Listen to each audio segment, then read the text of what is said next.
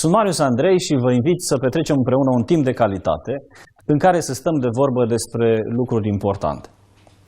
3 aprilie 2015. Bill Gates își începe prezentarea într-un TED Talk cu următoarele cuvinte. Când eram copil, dezastrul de care mă temeam cel mai mult era un război nuclear. De aceea aveam în subsolul casei rezerve de mâncare și apă. Când apărea atacul, eram învățați să intrăm în subsol și să rezistăm cu rezerva aceasta de mâncare și apă. Astăzi, cel mai mare risc al unei catastrofe globale nu mai arată ca o ciupercă nucleară, ci ca un virus. Dacă poate ceva ucide peste 10 milioane de oameni în următorii 10 ani, va fi mai mult ca sigur un virus extrem de infecțios, nu un război, nu bombe, ci microbi. Și continuă dumnealui și închei citatul cu următoarea afirmație. Nu suntem pregătiți pentru următoarea epidemie. 4 ani mai târziu, 12 decembrie 2019, Wuhan, China. Un grup de persoane cu pneumonie de cauză necunoscută nu răspund la tratamentele și vaccinurile cunoscute. Cu o rată a transmisiei extrem de mare, a împânzit tot pământul. Iar statistica mondială spune că peste 2 milioane și jumătate de oameni sunt infectați, peste 185.000 de morți. Peste doar 4 luni, 11 martie 2020, Organizația Mondială a Sănătății declară pandemie. Și lumea s-a oprit. Într-o tăcere asurzitoare. Te îngrijorează veștile despre coronavirus? La început am privit știrile cu oarecare detașare. Era vorba de alții de la capătul lumii. Apoi ne-am trezit cu el în Europa, în Italia, în Spania. Tatăl meu tocmai avusese o operație în Italia, un defibrilator cu pacemaker și lucrul acesta m-a făcut să cad pe gânduri, mai ales că era Italia. Și am realizat pe urmă că e chiar la ușă atunci când am fost obligați să stăm în casă. Alții poate au fost neîncrezători cu privire la seriozitatea acestui fenomen, până au început să se îmbolnăvească oameni cunoscuți, prințul Charles, prințul Albert de Monaco, Tom Hanks, Boris Johnson, premierul Marii Britanii și mulți alții de felul acesta. Se pare că virusul nu prea e pretențios și nici nu face deosebiri. Până au început oamenii să rămână fără locuri de muncă. Unul dintre colegii pastori îmi povestea de curând despre familii care trăiesc din salariu în salariu, ca mulți alții de altfel, iar acum au rămas fără salariu, cu copii mici. Și nu mai au bani să cumpere mâncare. Și e doar începutul, din păcate. Până au început să moară oameni pe care îi cunoaștem, oameni dragi, oameni apropiați. Este evident pentru noi toți, poate acum mai mult ca niciodată, cât de mic este controlul pe care îl avem asupra atâtor lucruri importante din viața noastră. Încercăm să ne echilibrăm făcând rezerve strategice cu lucruri de care am putea avea nevoie, dar în ciuda tuturor eforturilor noastre, vulnerabilitatea și nesiguranța noastră e mare, e reală și aici.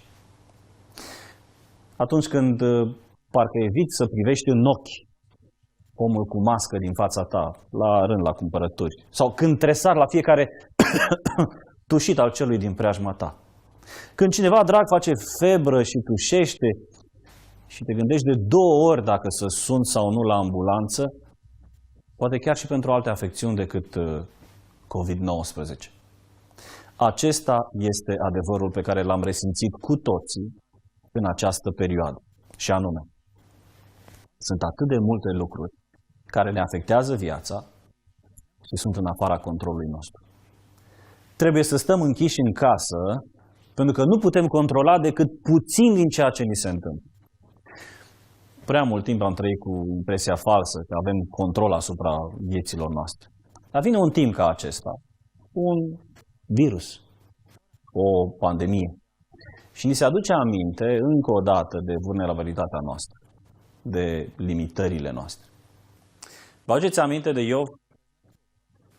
Într-o singură zi, viața lui s-a răsturnat total.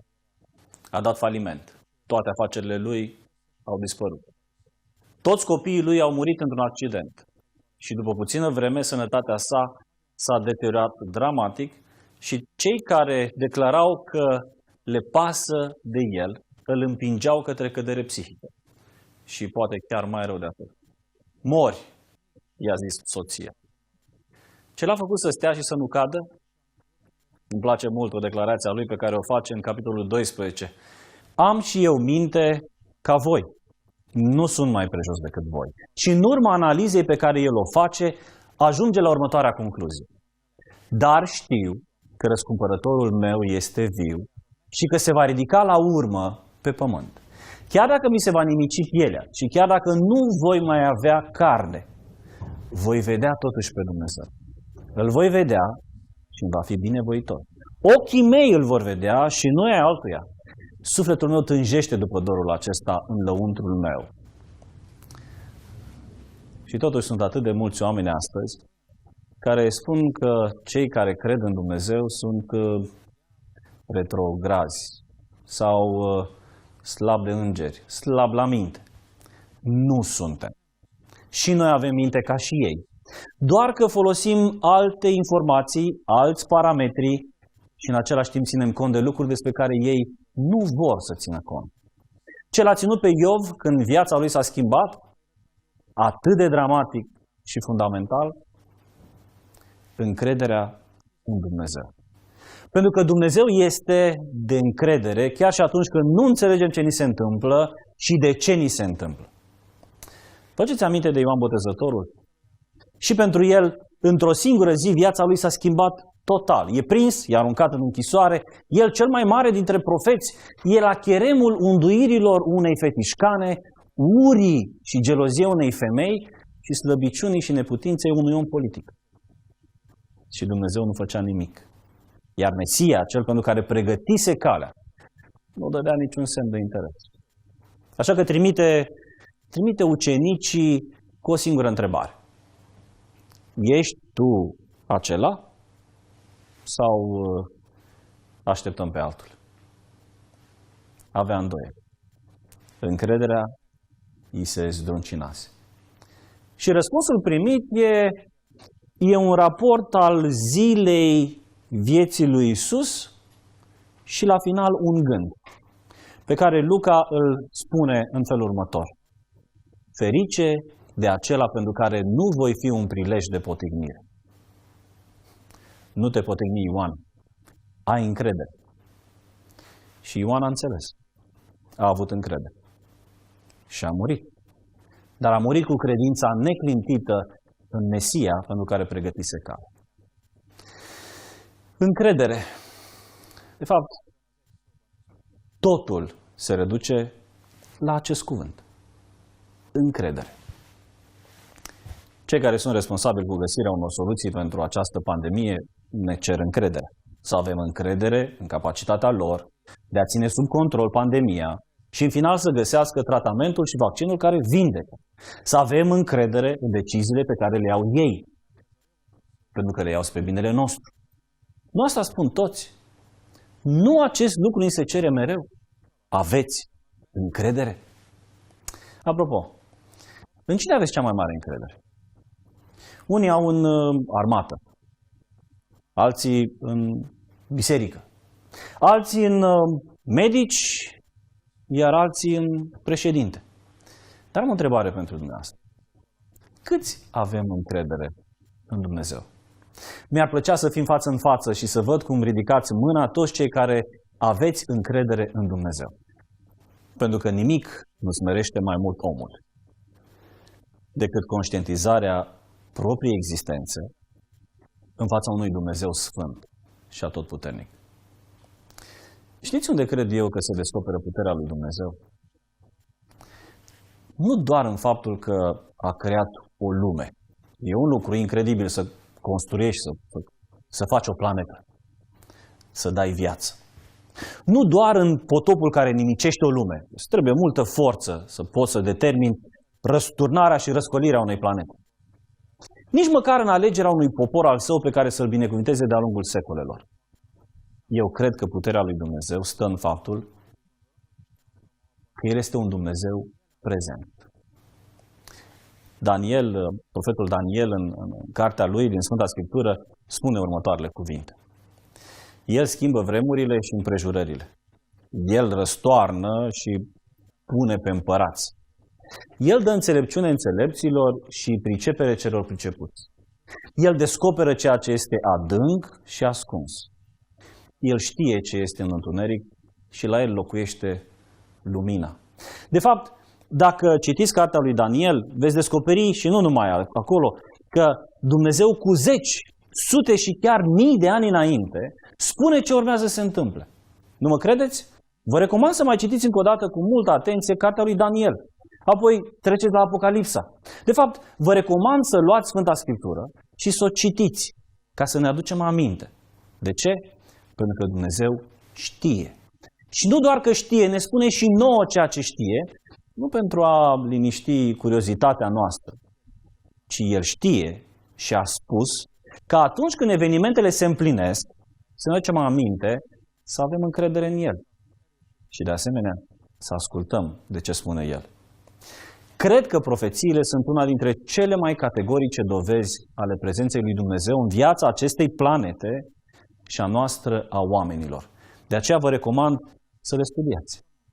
Și câți dintre noi nu putem da mărturie despre prezența Lui în viața noastră? De fapt, vă îndemn ca în aceste zile de tăcere și izolare în casă să vorbiți despre prezența Lui în viața noastră, ca și alții să afle și să aibă încredere. În același timp, nu doar că e prezent, este și un Dumnezeu care iubește. Un Dumnezeu care ne iubește.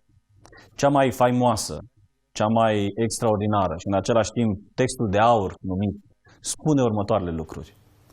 Fiindcă atât de mult a iubit Dumnezeu lumea, că a dat pe singurul lui Fiu, pentru ca oricine crede în El, să nu piară, ci să aibă viață veșnică. El a murit. E poate dovada cea mai mare de dragoste. De ce? Pentru că nu există gest mai altruist. Nu există posibilitate mai mare decât atât, decât să dai viață. N-ai mai mult de dat. E cel mai mare act de dragoste. Dar nu doar că a murit. Înainte să moară și după moarte a avut grijă întotdeauna de oameni. A avut grijă să mângâie pe cei care suferă. A avut grijă să hrănească pe cei care sunt flămânzi. A avut grijă să vindece pe cei care aveau nevoie de vindecare. Și mai mult, a înviat. A înviat fiul unei văduve, un prieten drag, oameni care aveau nevoie. De fapt, orice am vorbit, concluzia este aceeași. Totul se rezumă la încredere.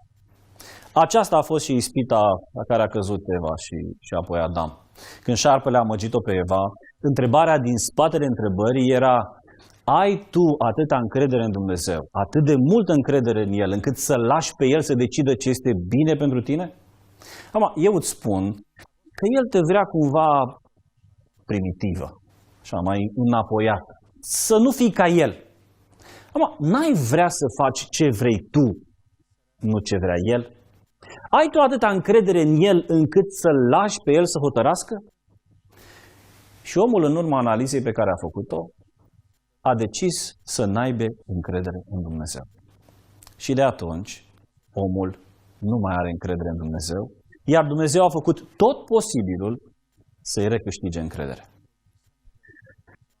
Toți vor să ai încredere în ei. Nevasta vrea să ai încredere în ea, soțul vrea să ai încredere în ea, părinții vor să ai, autoritățile vor, biserica vrea, armata vrea, Dumnezeu vrea. Dar doar unul singur este de încredere, pentru că a dovedit-o întotdeauna. Și acesta este Dumnezeu. Acum, nu ne place de Dumnezeu atunci când e copilaș, când ni se descoperă sub forma aceasta. Se naște în noi, se nasc în noi sentimente părintești, așa, un bebeluș nu e amenințat. E ceva la copilul Iisus care ne atrage mai mult decât Iisus crucificat. Pentru că nașterea întotdeauna e mai interesantă decât moartea. Chiar dacă moartea și învierea lui Iisus au nimicit moartea însăși. Nici Iisus crucificat nu ne lasă indiferenți. La urma urmei, empatizăm cu suferința și avem nevoie de speranță, înviere importantă. Sau poate că uneori imaginea bătrânului bunic, căruia nepoții îi trag de mustăți, îi despică barba, îi pălmuiesc obrajii și în final spune așa cuvintele atât de cunoscute de mulți dintre noi. Lăsați copilașii să vină la mine. Așa ca într-o imitație populară a declarației Mântuitorului. Dar aș vrea să nu uităm că Iisus nu mai e copil. Nu mai avem de-a face cu un bebeluș drăgălaș într-o iesle. Nici măcar cu copilașul pe care l-au văzut magii. Nici măcar copilul de 12 ani, precoce, care stătea de vorbă cu înțelepții vremii și aceștia erau uimiți de ceea ce spune. De fapt, aș vrea să vă spun că nu mai avem de-a face nici cu predicatorul blând, cu învățătorul care vindecă și în niciun caz cu un bătrân resentimental. Avem astăzi de-a face cu cel care a înviat din morți și în prezența căruia apostolul Ioan cade la pământ. Iisus nu mai este un bebeluș. Nu e nici un bătrânel, ci este Dumnezeu adevărat, în plinătatea autorității Lui. Și acest Dumnezeu e demn de încredere. De aceea închei cu un text care mie îmi place foarte mult. L-am descoperit de curând și aș vrea să-l împărtășesc cu dumneavoastră. Zice psalmistul în unul din psalmii lui, psalmul 27, următoarele cuvinte. O, dacă n-aș fi încredințat că voi vedea bunătatea Domnului pe pământul celor vii. Nădăjdește în Domnul, fii tare, îmbărbătează-ți inima și nădăjdește în Domnul. Rugăciunea mea este să avem încredere în Dumnezeu. Atunci speranța nu va muri niciodată. De aceea mă rog pentru dumneavoastră și pentru mine, ca să nu pierdem niciodată speranța într-un Dumnezeu care este demn de încredere. De ce? Pentru că într-o lume nesigură, Dumnezeu întotdeauna mă asigură.